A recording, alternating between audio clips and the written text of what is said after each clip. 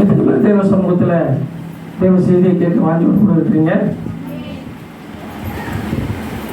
Start பண்ணலாமா? கர்த்தருக்கு பிரியமான தேவ ஜனமே, இறைமகன் இயேசு கிறிஸ்து என்னும் நாமத்தில் உங்களை அன்புடன் வரவேற்பதில் நான் மிக்க மகிழ்ச்சி அடைகிறேன்.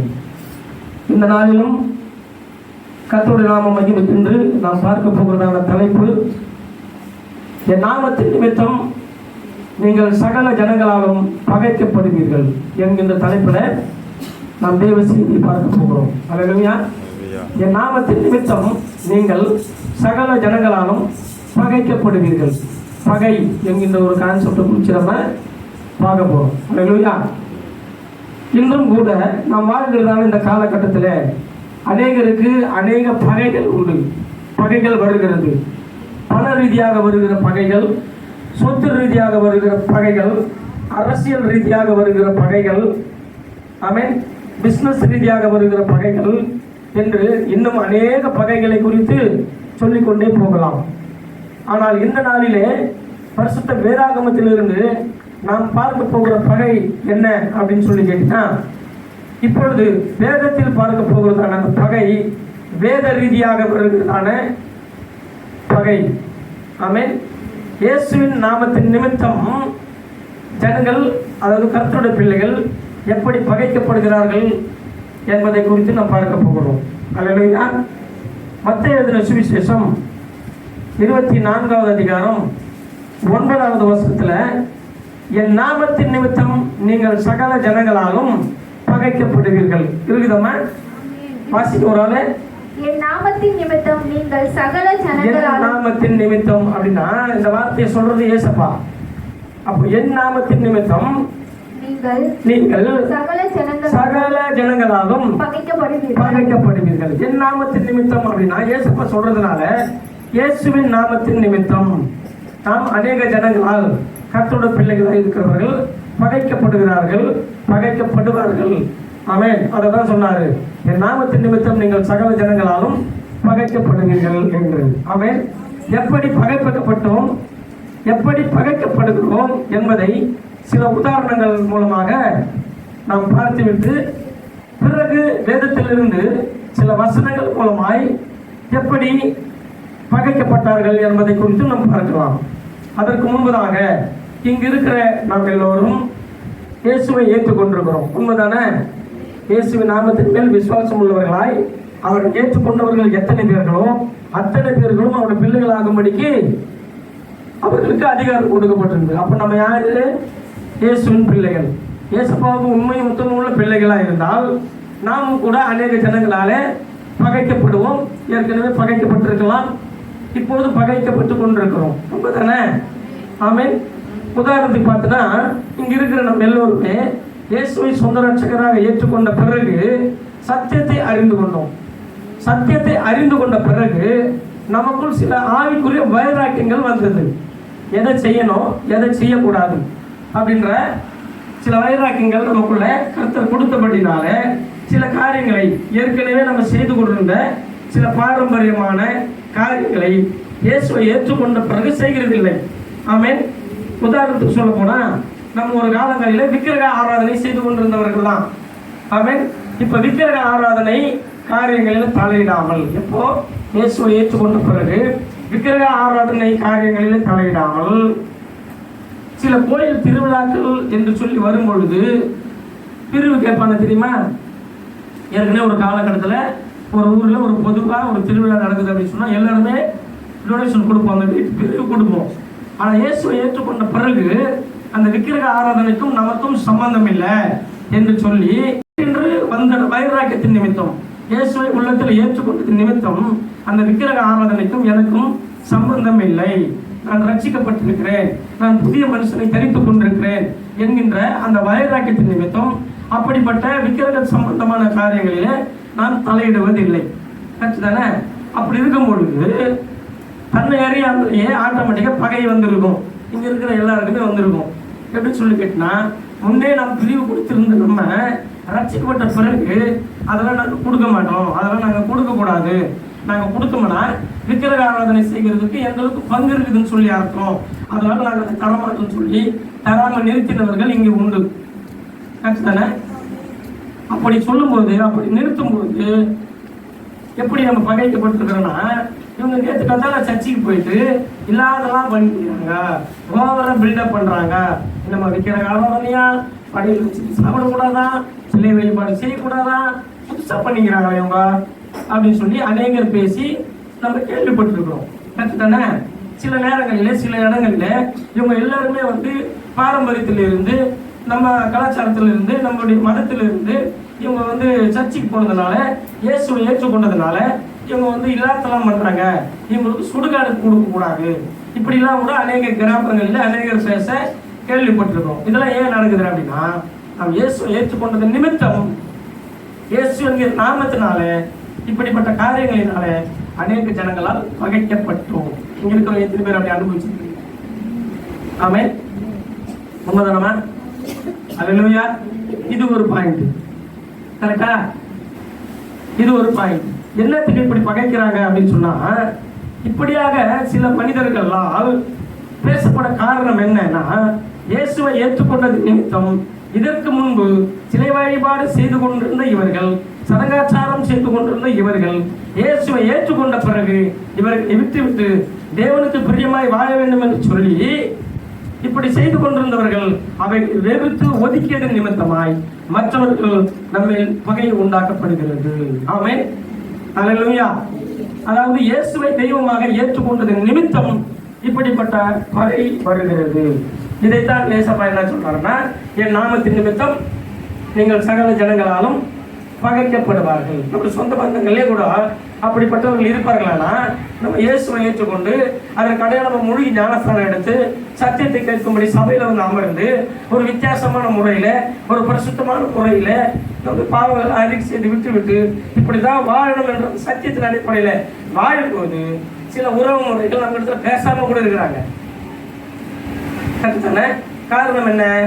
என் நாமத்தின் நிமித்தம் நீங்கள் சகல ஜனங்களாலும் பகைக்கப்படுவீர்கள். ஆமென். அல்லேலூயா. சில குடும்பங்களில பிள்ளைகள் இயேசுவை ஏற்றுக்கொண்ட பிறகு பெற்றவங்களே பேசாம இருக்கிறாங்க. சில குடும்பங்களில பெற்றவங்க போய் ரட்சிக்கப்பட்டு இயேசுவை ஏற்றுக்கொண்டிருக்காங்க, பிள்ளைகள் சிலர் பெற்றவங்க வந்து ரட்சிக்கப்பட்டாங்க, சபைக்கு போயிட்டாங்க, எனக்கு அதுக்கு சம்மந்தம் இல்லை அப்படின்ற மாதிரி சில குடும்பங்களில் கூட சில பகைகள் உண்டாகிறது. இதுதான் இந்த வசனம் சொல்லுகிறது தீர்க்க தரிசனமாய் நிறைவேறி கொண்டிருக்கிறது. ஒரு பாயிண்ட பார்த்தோமா. ரெண்டாவது ஒரு பாயிண்ட், அனுபவ ரீதியா சில மக்களுக்கு நடந்த, நம்முடைய வாழ்க்கையில் நடந்த சில காரியங்கள். ரெண்டாவது பாயிண்ட்னா, நம்முடைய பிள்ளைகளை பள்ளிக்கூடங்களிலே கல்லூரிகளிலே நம்ம சேர்க்கிறது உண்டு. உண்மைதானே?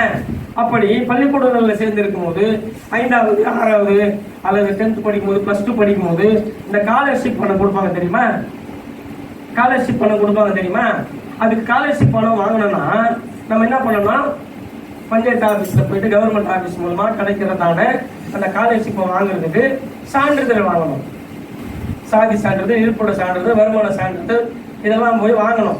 அப்போ வாங்குறதுக்கு அப்படிப்பட்ட ஒரு காலகட்டம் வரும்பொழுது இந்து பாரம்பரியத்திலிருந்து சபைக்கு போய் ரட்சிக்கப்பட்டு அந்த பழைய பாரம்பரிய தேவையில்லைன்னு சொல்லி சபைக்கு போய் ரட்சிக்கப்பட்ட அனுபவத்தில் இருக்கிறவங்களுக்கு சர்டிஃபிகேட் மாற்றப்பட்டிருக்காது. அது ஏற்கனவே நம்ம இந்து திராவிடர்ன்ற கான்செப்ட்ல அப்படியே இருக்கும், இப்போ அப்படிதான் இருக்குது. அப்போ நம்ம ஆனாலும் நம்முடைய பணத்திற்கு மதம் மாறல, மனம் மாறுகிற ஒரு காரியம்.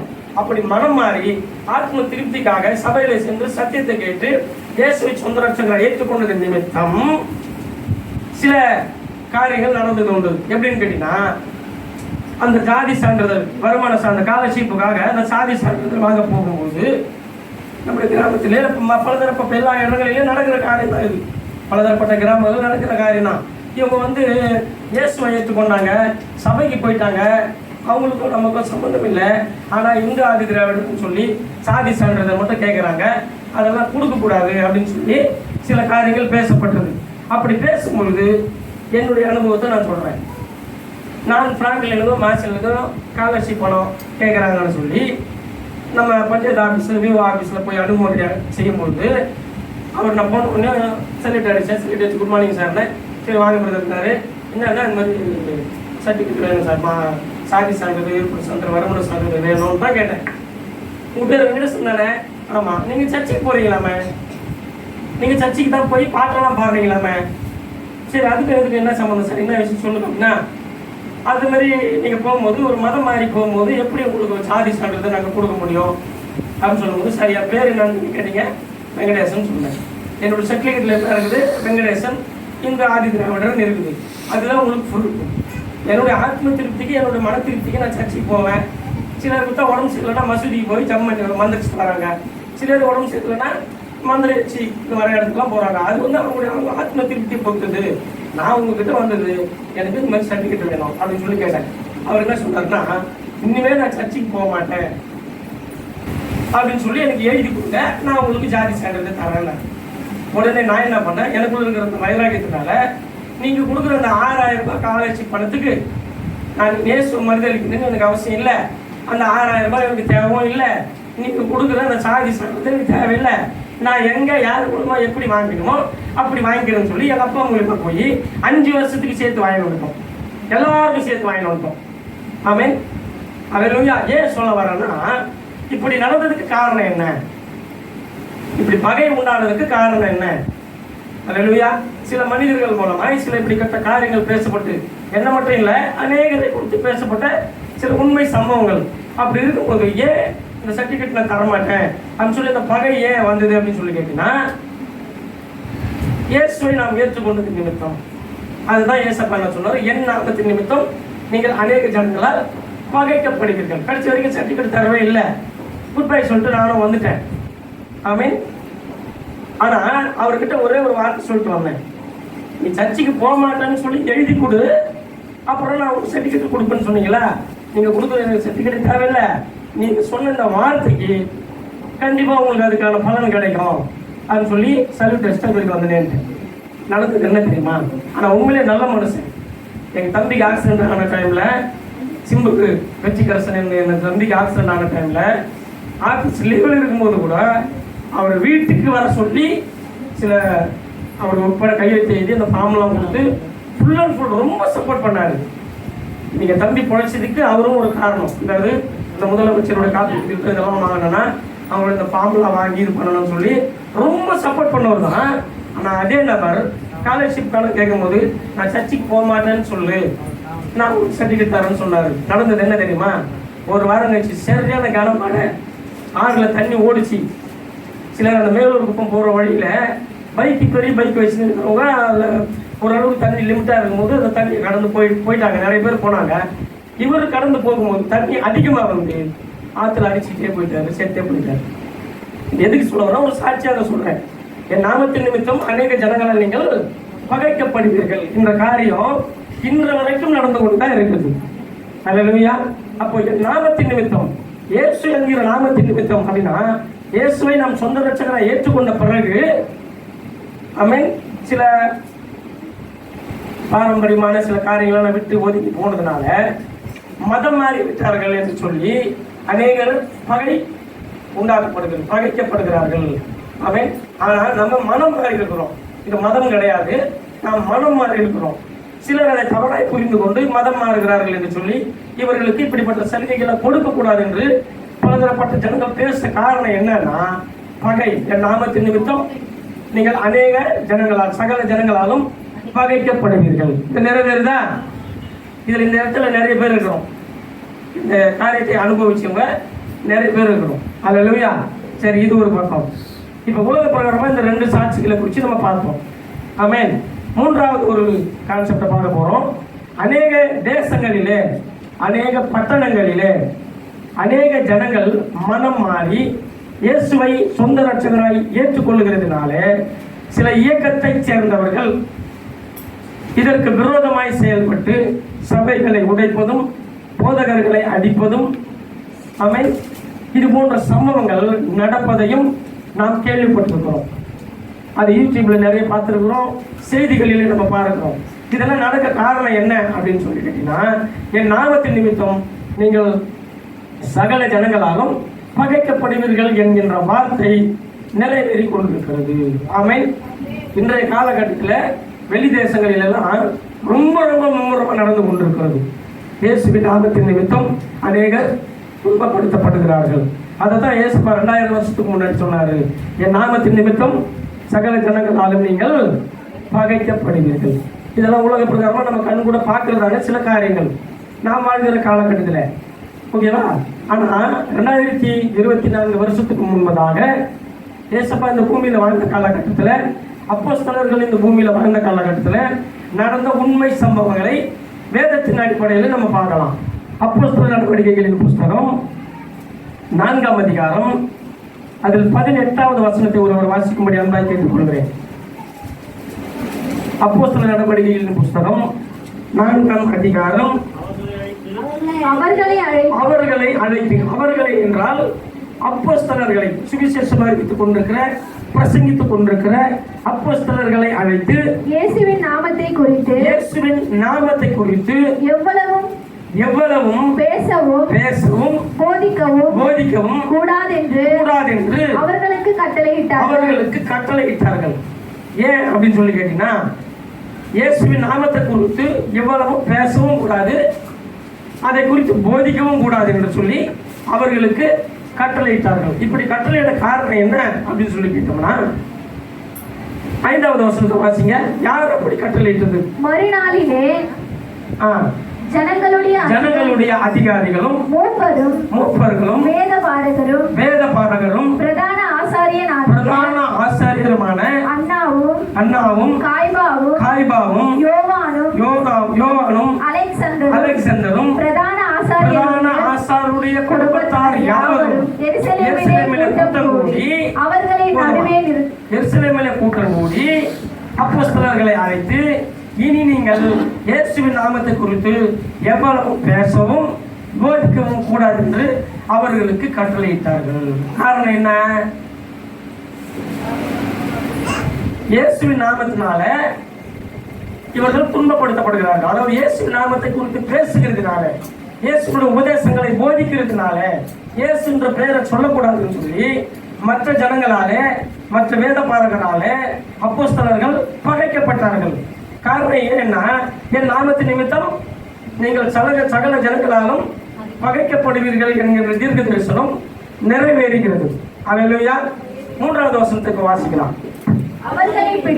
அவர்களை பிடித்து அப்போஸ்தலர்களை பிடித்து சாயங்காலமாய் இருந்தபடினால் மறுநாள் வரைக்கும் காவலில் வைத்தார்கள். ஏன் இப்படி வைக்க காரணம் என்ன? இயேசுவின் நாமத்தின் நிமித்தம். அதான் சொன்னாரு, என் நாமத்தின் நிமித்தம் நீங்கள் சகல ஜனங்களாலும் பகைக்கப்படுவீர்கள். ஆமென். அப்போ எதனால அப்படி செஞ்சாங்க, ஏன் அப்படி செஞ்சாங்க அப்படின்னு சொல்லிட்டுனா, 4வது வசனத்தை வாசிமா. வசனத்தை கேட்கிறவர்களில், அதாவது இவர்கள் இயேசுவின் அன்பை குறித்தும், இயேசுவினுடைய சுவிசேஷத்தை குறித்தும், இயேசு நல்லவர் என்பதை குறித்தும், இயேசு வல்லவர் என்பதை குறித்தும், இயேசுவின் நாமத்தினாலே உபதேசிக்கப்படும் பொழுது, இயேசுவின் நாமத்தினாலே ஜபம் பண்ணும் பொழுது அற்புதங்களும் அதிசயங்களும் நடக்கிறது. அப்பொழுது அவர்கள் உபதேசிக்கப்படும் பொழுது இயேசுவின் வசனத்தை கேட்டவர்களில் அநேகர் இயேசுவின் வசனத்தை விசுவாசித்தார்கள். அவர்கள் இயேசுவை ஏற்றுக்கொண்டதினாலே ரட்சிக்கப்பட்டார்கள். அவர்களுடைய தொகை ஏறக்குறைய 5000 இருந்தது. 5000 பேர் அப்போது ரட்சிக்கப்பட்டார்கள். அப்போ பாரம்பரியத்தில் இருக்கிற, சடங்காச்சாரத்தில் இருக்கிற, மத அடிப்படையில் இருக்கிற எல்லா ஜனங்களையும் இயேசுவின் அன்பை குறித்து பேசி, இயேசுவின் உபதேசத்தை குறித்து பேசி, இயேசு நல்லவர் என்பதை பேசி, இயேசு வல்லவர் என்பதை பேசி, அவருடைய அற்புதமான அதிசயமான செயல்களை, அவர் உனக்காக அடிக்கப்பட்டார், அவர் உனக்காக நொறுக்கப்பட்டார், கல்வாரியில் உனக்காக பரிசுத்தமுள்ள ரத்தத்தை சிந்தினார், பாவத்தில் இருந்தோம், சாபத்தில் இருந்தோம், மரண பயத்தில் இருந்தோம், பிசாசின் பிடியில் இருந்தோம், இயேசு உன்னை மீட்டெடுத்தார், அவர் ரத்தம் பரிசுத்தமுள்ள ரத்தம், அந்த ரத்தத்தினாலே நீ ரட்சிக்கப்பட்டிருக்கிறாய் என்று இயேசுவின் நாமத்தையும் அவர் ரத்தத்தின் வல்லமையும் பிரசங்கிக்கும் போது ஆமென், அநேக ஜனங்கள் ரட்சிக்கப்படுகிறார்கள். அப்படி ரட்சிக்கப்படும் போது அந்த பாரம்பரியத்தையும், அந்த சடங்காச்சாரத்தையும், அந்த மத சடங்குகளையும் விட்டு ரட்சிக்கப்பட்டு இயேசுவை ஏற்றுக்கொள்கிறதுனால பொறாமையின் நிமித்தம் ஆமென், நம்முடைய மார்க்கத்தை விட்டு, நம்முடைய காரியங்களை விட்டு, நம்முடைய சடங்காச்சாரத்தை விட்டு இவர்கள் புதிசாய் போய் ரட்சிக்கப்பட்டு இயேசுவை ஏற்றுக்கொண்டு ரட்சிக்கப்படுகிறார்களே, அந்த பொறாமையினாலே அவர்கள் என்ன செய்தார்கள்? அப்போஸ்தலர்களை பகைத்து அவர்களை காவலில் வைத்து இனி எவ்வளவும் இயேசுவின் பெயரை குறித்து பேசவும் போதிக்கவும் கூடாது என்று சொல்லி கட்டளையிட்டார்கள். ஆனாலும் அப்போஸ்தலர்கள் என்ன பண்ணாங்க? தொடர்ந்து பிரசங்கித்துக் கொண்டே இருந்தார்கள். அல்லேலூயா. இப்படி பிரசங்கிக்கும் செய்கிறதுனால அநேகர் சிலை வழிபாட்டை விட்டு, சடங்காச்சாரத்தை விட்டு, பாரம்பரியத்தை விட்டு, மத சடங்குகளை விட்டு மனம் திரும்பி இயேசுவை ஏற்றுக்கொள்வதால் சினம் கொண்டு ஆமென் தேவனுடைய பிள்ளைகளை, ஊழியர்களையும் விசுவாசிகளையும் பகைக்கிறார்கள். ஏன் இதெல்லாம் நடக்குதுன்னா அதுதான் ஏசப்பா முன்னாடியே சொன்னார், என் நாமத்தின் நிமித்தம் நீங்கள் சகல ஜனங்களாலும் பகைக்கப்படுவீர்கள். ஆமென். அல்லேலூயா. 4வது அதிகாரம் 17வது வசனத்தை வாசிமா. ஆகிலும் இது அதிகமாய் ஜனங்களுக்குள்ளே பரம்பாதபடிக்கு இது முதல் ஒருவரோடும் இந்த நாமத்தை குறித்து பேசக்கூடாது என்று அவர்களை உறுதியாய் பயமுறுத்த வேண்டும் என்று சொல்லிக்கொண்டு. நல்லா புரியுதா? சுவிசேஷம் அதிகமாய் பரவுகிறது. அந்த சுவிசேஷத்தின் மூலமாய் ரட்சிப்பு உண்டாகிறது. ஆமென். சுவிசேஷம் அதிகமாய் பரவுகிறது. இயேசுவின் அன்பு அதிகமாய் பரவுகிறது. இயேசுவின் சத்தியங்கள் அதிகமாய் பரவுகிறது. பிரசங்கியார்கள் மூலமாய், சுவிசேஷகர்கள் மூலமாய், கர்த்தருடைய பிள்ளைகள் மூலமாய், தீர்க்கதரிசிகள் மூலமாய், ஊழியக்காரர்கள் மூலமாய் இந்த திருவசனம் பிரசங்கிக்கப்பட்டு சுவிசேஷம் அதிகமாகிறது. ஆமென். அதனால் ரட்சிப்பு உண்டாகிறது. அதனால இப்படி சுவிசேஷம் பரவக்கூடாதபடிக்கு, ரட்சிப்பு அதிகமாய் உண்டாகக்கூடாதபடிக்கு, அதிகமாய் ஜனங்களுக்குள்ளே இந்த சுவிசேஷமும் இந்த ரட்சிப்பும் பரவாதபடிக்கு இந்த நாமத்தை குறித்து, எந்த நாமத்தை குறித்து? இயேசு என்கிற நாமத்தை குறித்து பேசக்கூடாது என்று பயமுறுத்துகிறார்கள். ஆமென். அல்லேலூயா. நீங்க இப்படி என்னதான் பயமுறுத்தினாலும் உண்மையும் உத்தமம் உள்ள பிள்ளைகள் சுவிசேஷம் சொல்றதை நிறுத்தவே மாட்டாங்க, பிரசங்கிக்கிறத நிறுத்தவே மாட்டாங்க. அல்லேலூயா. அப்படிப்பட்ட வைராக்கியம் நமக்குள்ள வரணும். அல்லேலூயா. இந்த அப்போஸ்தலர்கள் என்ன பண்ணாங்கன்னா, இப்படி பயமுறுத்தி கொண்டிருக்கிற போதிலும் துணிகரமாய் உள்ளே போய் துணிந்து இயேசு நாமத்தை பரப்பினார்கள். ஆமென். அப்ப ஜனங்கள் ஜெபம் பண்ணாங்க. அந்த பட்டணத்தில் இருக்கிற ஜனங்கள் என்ன ஜெபம் பண்ணாங்க தெரியுமா? இந்த அப்போஸ்தலர்கள் தைரியமாய் சென்று பிரசங்கிக்கும்படி வேண்டுதல் செய்கிறோம் அப்படின்னு சொல்லி சபையில் இருக்கிற விசுவாசிகள் போதகர்களுக்காக, அப்போஸ்தலர்களுக்காக ஜெபம் பண்ணார்கள். அப்ப நாம கூட என்ன பண்ணணும்னா, இந்த கடைசி காலத்துல சுவிசேஷம் அறிவிக்க கூடாதபடிக்கு, சத்தியத்தை போதிக்க கூடாதபடிக்கு, இயேசுவின் நாமத்தை குறித்து பேசக்கூடாதபடிக்கு, போதிக்க கூடாதபடிக்கு இன்றைக்கும் தடைகள் வருகிறது. ஆமென். ஆனாலும் நம்ம என்ன செய்யணும்? தைரியமாய் பிரசங்கிக்கணும். இந்த நாமத்தை குறித்து பேசவும் போதிக்கவும் கூடாதபடிக்கு பகைகள் உண்டாக்கப்படுகிறது, தடைகள் வருகிறது. இவைகள் எல்லாவற்றையும் தாண்டி நாம் பிரசங்கிக்கிறவர்களாகவும், சுவிசேஷம் அறிவிக்கிறவர்களாகவும், போதிக்கிறவர்களாகவும் இருக்கணும். நம்ம போய் சொல்ல போறது இல்லை, உண்மையை நடந்த சம்பவத்தை சொல்றோம். இயேசுவின் நாமத்தினாலே நாம் ரட்சிக்கப்பட்டிருக்கிறோம். இயேசுவின் நாமத்தில் அற்புதங்கள் நடக்கிறது. இயேசுவின் நாமத்தினாலே அதிசயங்கள் நடக்கிறது. கண் கூட நம்ம பார்க்கிறோம், அனுபவித்தும் இருக்கிறோம். அதனால அந்த நல்ல நாமத்தை குறித்து நம் நற்சாட்சி கொடுக்கிறோம். அதுக்கு நிமித்தம் என்ன நடக்குதுன்னா, சில மனுஷர்கள்கிட்ட பகை உண்டாக்கப்படுகிறது. ஏன் இப்படிப்பட்ட பகைகள் உண்டாக்கப்படுகிறதுனா, ஏற்கனவே ஏசப்பா சொன்னாரு, என் நாமத்தின் நிமித்தம் நீங்கள் சகல ஜனங்களாலும் பகைக்கப்படுவீர்கள். இப்ப சரியா படிச்சா? அப்ப அப்போஸ்தலருடைய காலத்துல நடந்தது, நாம் இருக்கிற இந்த காலகட்டத்திலையும் நடந்து கொண்டு இருக்கிறது. ஆமென்.